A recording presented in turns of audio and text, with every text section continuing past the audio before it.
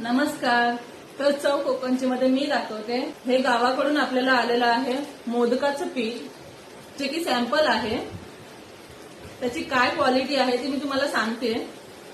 तर पावसाला तर चालू झालेलंच आहे. गणपती बाप्पाची तर आतुरता आपल्याला आहेच, ती आपल्याला वर्षभरच असते. सो त्याची तयारी आपल्याला सुद्धा करायला हवी. तर त्यासाठी आपल्या गणपती बाप्पाच्या आवडीचे मोदक जे प्रत्येकालाच आवडतात, तर त्याचं हे पीठ आहे. तर हे पीठ आहे ते प्रॉपर बासमती तांदळापासून तयार केलेलं आहे. ह्याची जी प्रोसेस असते, जे बासमती तांदूळ आहे ते धुतात, त्याच्यानंतरला सुकवतात. आता तर पाऊस चालू झालाय तर फॅन खाली सुकवतात आणि त्याच्यानंतरला ते तांदूळ घरघंटी किंवा चक्कीमध्ये दळायला देतात. ह्या पद्धतीने आपल्या गावाकडची माणसं आहेत ते हा मोदकचं पीठ तयार करतात. तुम्ही जर वास घ्याल ना तर तुम्हाला प्रॉपर बासमती तांदळाचाच वास येणार. अशी ही क्वालिटी आहे आपल्या मोदकाच्या पिठाची.